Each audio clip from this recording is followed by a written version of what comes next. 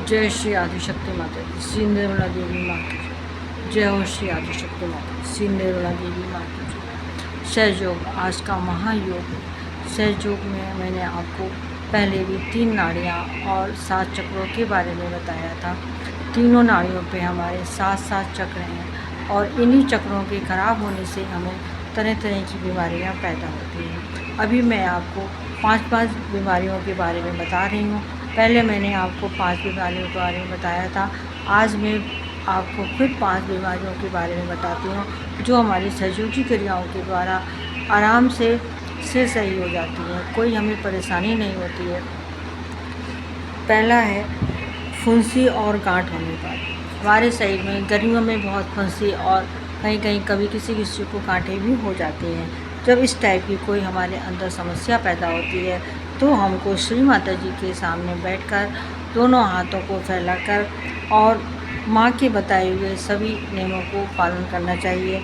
जैसे हमारी फुंसी और गांठ होती है तो हमको अपनी बाईं साइड को शुद्ध करना चाहिए। बाईं साइड मतलब बाएं हाथ को हमको शुद्ध करना चाहिए।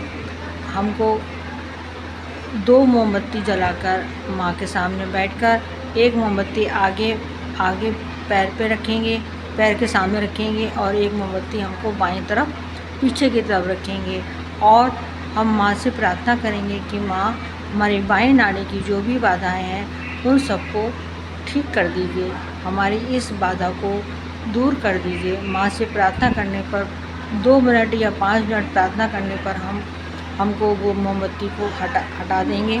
इससे हमारी बाईं नाड़ी शुद्ध हो जाएगी और हमारी ये जो परेशानी है ये भी दूर हो जाएगी। दूसरे नंबर पर लिकोरिया होने पर अक्सर लड़कियों को महिलाओं बहनों को लिकोरिया हो जाता है। लिकोरिया होने पर हमको अजवाइन खाकर गुनगुना पानी पिएं। जब लिकोरिया होता है तो हमको थोड़ी सी अजवाइन, करीब 1 चुटकी अजवाइन को लेकर ऐसे ही मुंह में डालकर और गुनगुना पानी पीना चाहिए और श्री माता जी के सामने बैठकर हमको प्रार्थना करनी चाहिए कि माँ मेरी इस बाधा को दूर कर दीजिए। तीसरी है पीलिया। अक्सर लोगों को पीलिया हो जाता है। पीलिया होने पर ये हमारी जब राइट नाभि खराब होती है तो हमको पीलिया हो जाता है। जब पीलिया हो तो हमको राइट नाभि को शुद्ध करना चाहिए और मूली के पत्तों को खाना चाहिए। इससे और माँ के सामने बैठकर प्रार्थना करनी चाहिए, अपने मूलाधार चक्र को शुद्ध करना चाहिए और अर्थव शीर्ष पढ़ना चाहिए। इससे हमारी पीलिया वाली बीमारी सही हो जाती है।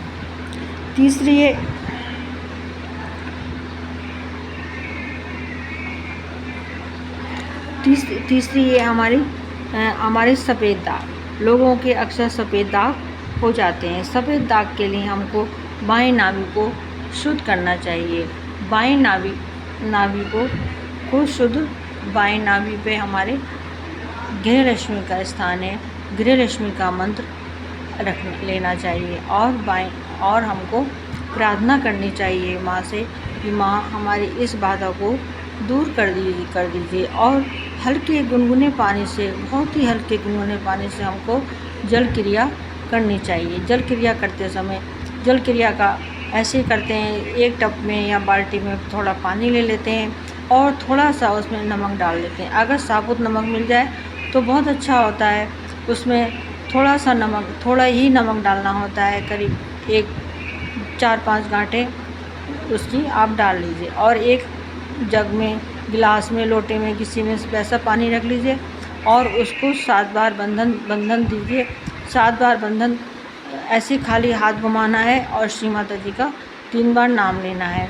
फिर जब हम नमक डाल लेंगे उसके बाद में हमको श्री समुद्र देवता का मंत्र लेंगे और माँ से प्रार्थना करेंगे, माँ मैंने जो समुद्रूपी जल बनाया है इसमें समुद्र देवता की शक्ति को जागृत कर दीजिए और मेरी बाएं नाभि को बाएं नाभि को शुद्ध कर दीजिए। और हम जल क्रिया करेंगे।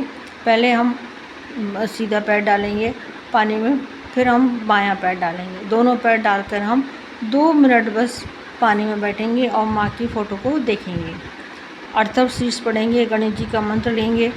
इस टाइप से अगर अर्थव शीर्ष नहीं पढ़ सकते हैं तो हमको 4 बार गणेश जी का मंत्र लेना चाहिए। 2 मिनट बैठने के बाद में जो हमने मग्गे में या लोटे में जग में पानी रखा है उससे हम थोड़ा सा पैर ऊपर उठा के पानी से जो टब में पानी है उससे पैर उठा कर उसको धोएंगे और फिर तौलिए से पोंछ के माँ के सामने बैठ के बंधन लेंगे और उनसे प्रार्थना करेंगे।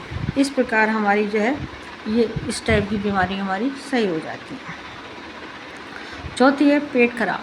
अक्सर पेट खराब हो जाता है। पेट खराब होने पर हमको स्वादिष्टान चक्र और भवसागर को शुद्ध करना चाहिए। आदि स्वादिष्टान चक्र हमको मध्य स्वादिष्टान चक्र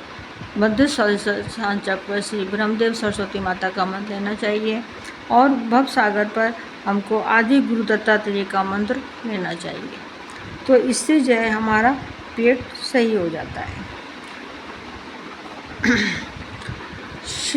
हमें कोई किसी भी प्रकार की कोई परेशानी हो तो हमको इसी प्रकार की सहयोगी क्रियाएँ करनी चाहिए। इसमें हमारा कोई भी पैसा नहीं जाता है, ना ही हमारा कोई ज़्यादा समय लगता है, लेकिन हमको ये है कि प्रतिदिन हमको श्री माता जी के सामने उनके बताए हुए तरीके से ही हमको अपने चक्रों को शुद्ध करना है। क्योंकि हमारे जब चक्र और नाड़ी खराब होती हैं तभी हमारे तरह तरह की बीमारियां पैदा होती हैं और ये जो बीमारी हमारी सही हो जाती है वो दोबारा फिर नहीं होती है। इसलिए हमको श्री माता जी के सामने श्री निर्मला देवी माता जी के सामने बैठकर हमको उनका ध्यान करना चाहिए, उन चक्रों को शुद्ध करना चाहिए और श्री माता जी से प्रार्थना करनी चाहिए कि माँ मेरी सभी समस्याओं को, सारी बाधाओं को, सारी नकारात्मकता को ख़त्म कर दीजिए। श्री माता जी, जय श्री माता जी।